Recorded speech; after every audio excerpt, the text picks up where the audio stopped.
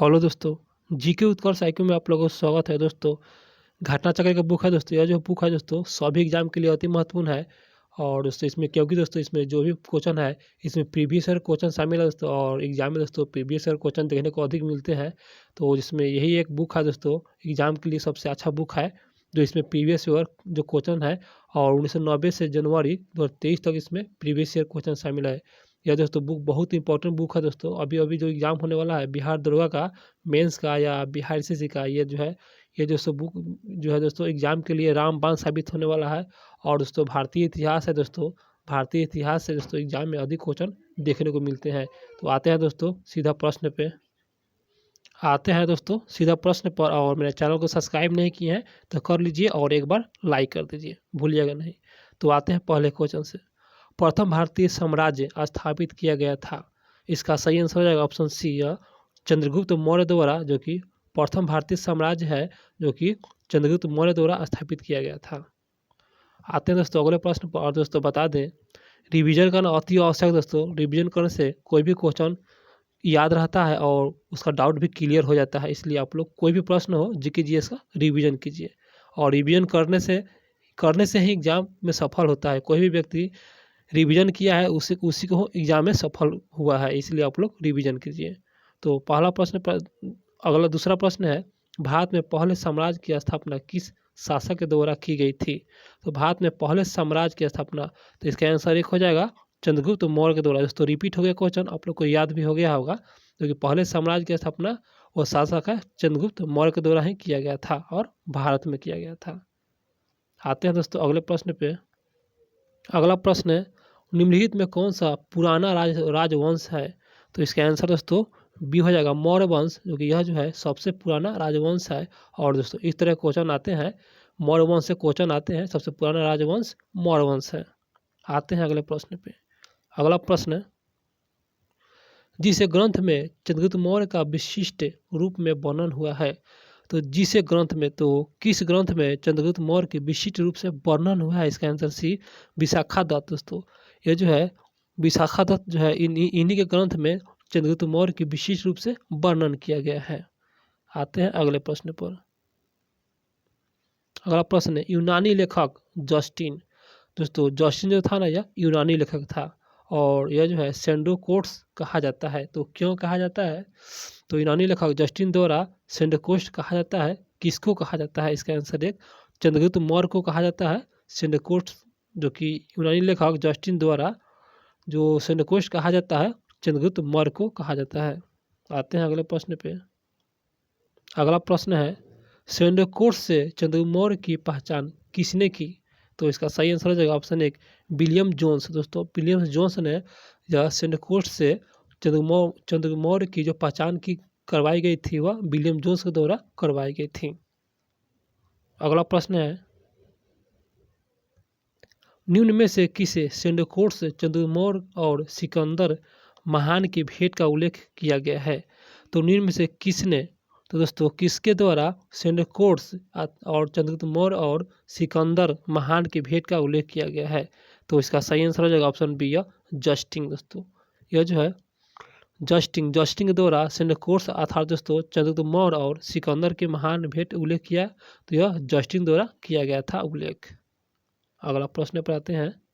तो दोस्तों अगला प्रश्न दोस्तों, चाणक्य अपने बचपन में किस नाम से जाना जाते थे?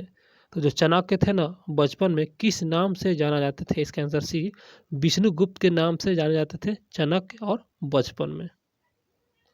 अगला प्रश्न पर आते हैं।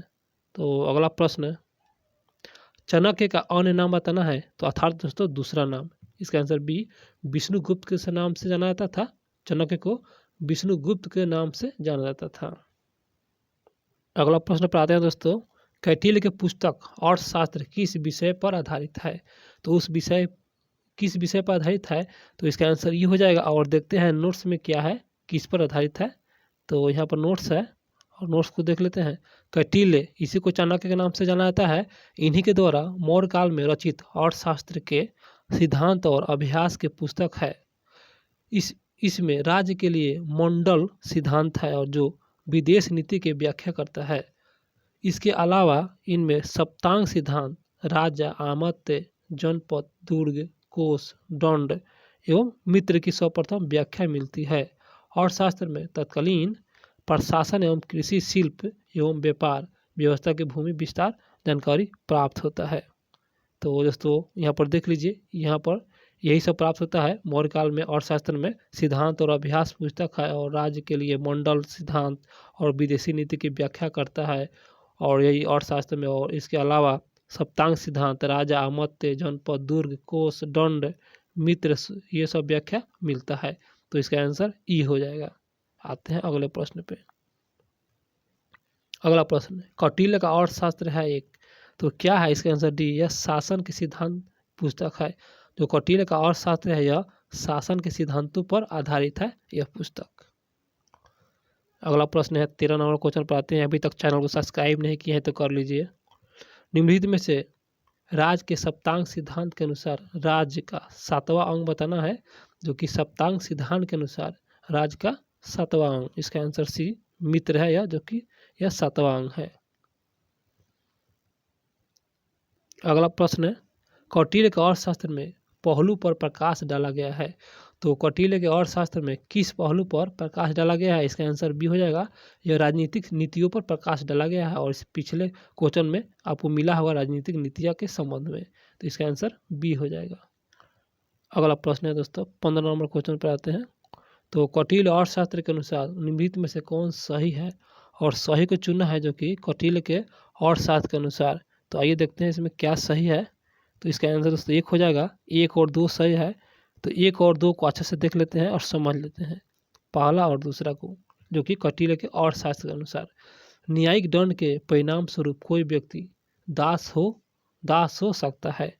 तो न्यायिक दंड के अनुसार कोई भी व्यक्ति दास हो सकता है कौटिल्य के अर्थशास्त्र के अनुसार। और दूसरा है, स्त्री दास अपने मालिक के सत्संग से पुत्र जनन पर कानून तौर पर मुक्त हो जाता है। स्त्री दास अपने मालिक के सत्संग से पुत्र जनन पर कानूनी तौर पर मुक्त हो जाती है। तो यही कौटिल्य के अनुसार यह संबंधित है। तो 1 और 2 सही कथन है। तो यहाँ पर दोस्तों इसका आंसर 1 हो जाएगा, केवल 1 और 2 ही सही है। आते हैं दोस्तों अगले प्रश्न पर। तो अगला प्रश्न निम्नांकित में किसकी तुलना मैकियावेली के प्रिंस से की जाती है। तो किसकी तुलना की जाती है, इसका आंसर बी, कौटिल्य का अर्थशास्त्र। दोस्तों कौटिल्य का जो अर्थशास्त्र है इनका तुलना मैकियावेली प्रिंस से की जाती है। जो मैकियावेली की पुस्तक है प्रिंस, उन्हीं से दोस्तों यह अर्थशास्त्र की जो है तुलना किया जाता है। अगला प्रश्न पर आते हैं। अगला प्रश्न किसके शासनकाल में डाइमेकस है दोस्तों, डाइमेकस भारत आया था। इसका आंसर बी, बिंदुसार के शासनकाल में डाइमेकस जो है यह भारत आया था। और डाइमेकस जो था सीरिया नरेश अंत्योकस का राजदूत था, ये भी याद रखिएगा। आते हैं अगले प्रश्न पर। दोस्तों पसंद आ रहा है वीडियो तो मेरे चैनल को सब्सक्राइब कर लीजिए। बिंदुसार के शासनकाल में अशोक ने अवंती महाजनपद की जीत कर मौर्य समाज में मिला दिया था। तो अशोक ने मिला दिया था अवंती महाजनपद को किसके शासनकाल में, तो बिंदुसार के शासनकाल में। तो इनका उल्लेख किस ग्रंथ में मिलता है, तो उस ग्रंथ का नाम बताना है। इसका आंसर 1, बुद्ध घोष की संसंगत, यह जो है पासादिका में मिलता है। बुद्ध घोष की समंत पासादिका में मिलता है यह उल्लेख। अगले प्रश्न पर आते हैं। तो अगला प्रश्न बहुत अच्छा क्वेश्चन है। तो पाटलिपुत्र में स्थित चंद्रगुप्त का जो है दोस्तों, चंद्रगुप्त मौर्य का ही या चंद्रगुप्त का महल मुख्य बना था। तो किसका बना था, जो कि पाटलिपुत्र में चंद्रगुप्त का महल। तो इसका आंसर सी, लकड़ी का बना था दोस्तों, लकड़ी का। बहुत अच्छा प्रश्न है। और 20 नंबर क्वेश्चन पर आते हैं। ये भी बहुत मस्त क्वेश्चन है। किस प्राचीन नगर के अवशेष यह जो है कुम्हार स्थल से प्राप्त है। तो बताना है वह जो अवशेष है जो कि कुम्हार स्थल से प्राप्त है, वह प्राचीन नगर के नाम बताना है। इसका आंसर बी, पाटलिपुत्रम, जो कि यह पाटलिपुत्र के अवशेष जो है कुम्हार स्थल से प्राप्त हुआ है। तो यहाँ पर किस प्राचीन नगर के, तो पाटलिपुत्र एक प्राचीन नगर है, वो जो अवशेष मिला है कुम्हार स्थल से प्राप्त है। दोस्तों यह जो है एग्जाम के लिए रामबाण सेट है दोस्तों, रामबाण सेट कहिए चाहे आप बुक कहिए, एक लगा था सेट ही समझिए, इसमें प्रीवियस ईयर क्वेश्चन है, सेट भी समझ सकते हैं या प्रीवियस ईयर सेट समझिए, लेकिन इस किताब को जरूर पढ़िए दोस्तों, इसमें मस्त क्वेश्चन दिया हुआ है, VVM क्वेश्चन है, बहुत अच्छा क्वेश्चन है। तो क्वेश्चन पर आते हैं, बुलंदी बाग प्राचीन स्थल है, बुलंदी बाग प्राचीन स्थान है, तो इसका आंसर बी हो जाएगा पाटलिपुत्र का। ये जो बुलंदी बाग जो है ना, ये प्राचीन स्थल है, स्थान है, क्योंकि यह पाटलिपुत्र का है बुलंदी बाग, जो कि दोस्तों बुलंदी बाग जो है प्राचीन स्थान था तो पाटलिपुत्र का था, यह जो है बुलंदी बाग, इसका आंसर बी हो जाएगा। अगला प्रश्न पर आते हैं, तो अगला प्रश्न, निम्नलिखित में से किस मौर्य राजा ने दक्कन की विजय प्राप्त की थी? तो उस मौर्य राजा का नाम बताना है जो दक्कन की विजय प्राप्त की थी, इसका आंसर बी चंद्रगुप्त जो था यह दक्कन पर विजय प्राप्त किया था, जो कि यह मौर्य राजा था चंद्रगुप्त मौर्य। आते हैं दोस्तों अगले प्रश्न पे। अगला प्रश्न, मालवा गुजरात और महाराष्ट्र, मालवा गुजरात और महाराष्ट्र की शासक ने पहली बार जीता? तो उस शासक का नाम है, इसका आंसर डी चंद्रगुप्त मौर्य। यह पहली बार जीता है, मालवा को जीता, गुजरात को जीता और महाराष्ट्र को जीता था, पहली बार जीता था, चंद्रगुप्त मौर्य द्वारा जीता गया था। अगला प्रश्न पर आते हैं। अगला प्रश्न, अभिलेख जिससे यह प्रमाणित होता है, तो दोस्तों अभिलेख जिससे यह प्रमाणित होता है कि चंद्रगुप्त का प्रभाव पश्चिम भारत पर था, वह कौन सा अभिलेख है जिससे प्रमाणित होता है कि चंद्रगुप्त का प्रभाव पश्चिमी भारत पर था? तो आइए देखते हैं। तो दोस्तों इसका सही आंसर हो जाएगा ऑप्शन सी, रुद्रदामन का जूनागढ़ अभिलेख से यह देखने को मिलता है। आते हैं दोस्तों अगले प्रश्न पे। तो अगला प्रश्न, गुजरात चंद्रगुप्त मौर्य के साम्राज्य में सम्मिलित था। जो गुजरात जो था ना दोस्तों, चंद्रगुप्त मौर्य के दरबार, चंद्रगुप्त मौर्य के साम्राज्य के ही दरबार में सम्मिलित था, यह प्रमाणित होता है। तो किस में प्रमाणित होता है? इसका आंसर बी रुद्रदामन के जूनागढ़ शिलालेख से या अभिलेख से पता चलता है कि गुजरात था चंद्रगुप्त मौर्य के साम्राज्य में सम्मिलित था, रुद्रदामन के जूनागढ़ शिलालेख अभिलेख से पता चलता है। अगला प्रश्न है दोस्तों, बहुत मस्त प्रश्न है इसमें, सेलुकस जिनको अलेक्जेंडर द्वारा सिंध एवं अफगानिस्तान का प्रशासन नियुक्त किया गया था, तो किसके द्वारा? सेलुकस द्वारा। और यह जो है सेलुकस द्वारा अलेक्जेंडर, सेलुकस जिनको, यहाँ पर दोस्तों है सेलुकस जो है ना, जिनको अलेक्जेंडर द्वारा, तो दोस्तों अलेक्जेंडर द्वारा दोस्तों सेलुकस को सिंध और अफगानिस्तान का प्रशासन नियुक्त किया गया था। तो किस भारतीय राजा ने हराया था? तो उस भारतीय राजा का नाम बताना है, इसका आंसर डी चंद्रगुप्त मौर्य ने हराया था। तो चंद्रगुप्त मौर्य ने हराया था, सेलुकस को चंद्रगुप्त मौर्य ने हरा दिया था। आते हैं अगले प्रश्न पर, बहुत अच्छा मस्त क्वेश्चन है इसमें, चंद्रगुप्त मौर्य ने सेलुकस को किस वर्ष पराजित किया था? तो इसका आंसर सी 305 ईस्वी पूर्व में चंद्रगुप्त मौर्य ने सेलुकस को हरा दिया था, 305 ईस्वी पूर्व में। अगला प्रश्न है दोस्तों, किसने सहिंस गुणता उदारता और करुणा के त्रिविध आधार पर राजधर्म की स्थापना की थी? तो इसका आंसर एक अशोक ने दोस्तों सहिंस गुणता और उदारता और करुणा के त्रिविध आधार पर राजधर्म की स्थापना किया था, अशोक द्वारा किया गया था। अगला प्रश्न पढ़ते हैं। तो अगला प्रश्न, निम्न में से कौन सा क्षेत्र अशोक के साम्राज्य में सम्मिलित नहीं है? तो इसका आंसर सी श्रीलंका, जो कि अशोक के साम्राज्य में सम्मिलित नहीं था। जो सम्मिलित था उसको देख लेते हैं। अफगानिस्तान सम्मिलित था अशोक के दरबार साम्राज्य में, बिहार सम्मिलित था और कलिंग सम्मिलित था। आते हैं अगले प्रश्न पे। अगला प्रश्न, अशोक के निम्नलिखित अभिलेखों में से किस में दक्षिण भारतीय राज्य का उल्लेख हुआ है? तो कौन सा अभिलेख है जिसमें दक्षिण भारतीय का राज्यों का उल्लेख है? इसका आंसर बी हो जाएगा द्वितीय मुख शिलालेख, और द्वितीय मुख शिलालेख में दक्षिण भारतीय राज्यों का उल्लेख है, और यह जो है अशोक के अभिलेखों से यह संबंधित है। अगला प्रश्न है 32वां क्वेश्चन, भारत का प्रथम अस्पताल एवं औषधि बाग का निर्माण करवाया था? तो कौन सा शासक करवाया था? इसका आंसर एक अशोक द्वारा करवाया गया था, और प्रथम अस्पताल और औषधि बाग का निर्माण अशोक ने करवाया था। अगला प्रश्न है 33वां क्वेश्चन पर आते हैं दोस्तों। मेरे वीडियो को शेयर एक बार जरूर कीजिएगा।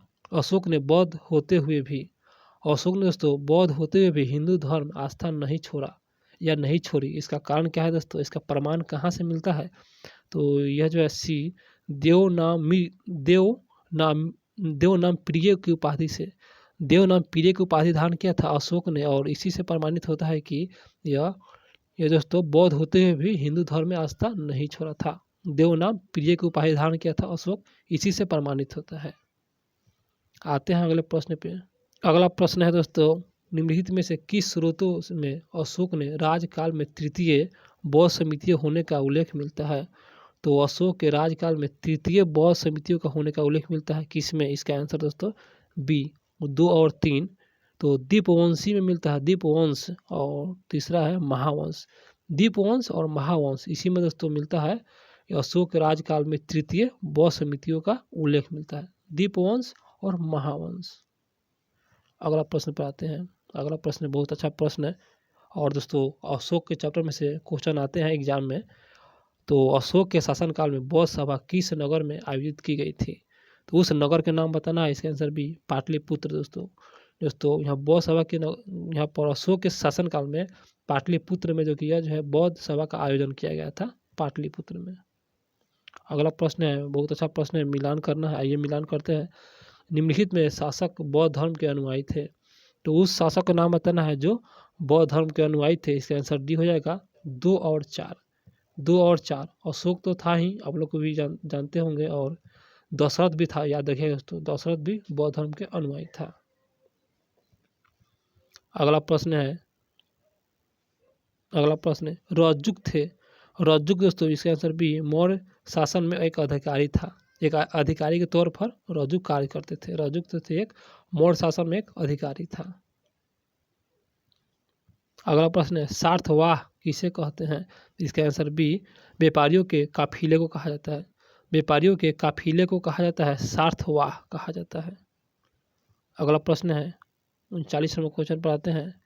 निम्नलिखित में कौन सा अधिकारी मौर्य प्रशासन का भाग नहीं है? इसका आंसर ये हो जाएगा अग्रहारी। अग्रहारी जो है दोस्तों, अग्रहारिक, यह जो है मौर्य प्रशासन का भाग नहीं है, अग्रहारिक।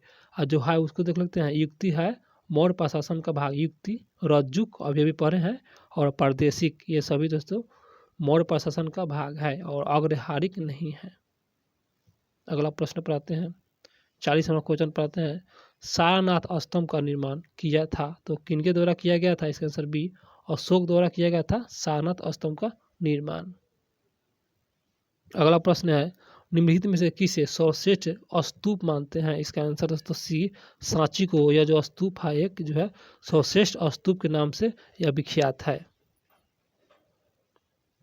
अगला प्रश्न है सांची का स्तूप किस शासक ने बनवाया था? तो इसका आंसर बी अशोक द्वारा बनवाया गया था सांची का स्तूप। अगला प्रश्न पर आते हैं। अगला प्रश्न सांची का स्तूप किसने बनवाया? दोस्तों रिपीट हो गया क्वेश्चन, इसका आंसर डी अशोक द्वारा बनवाया गया था, याद भी हो गया आप लोगों को। और आते हैं अगले प्रश्न पे।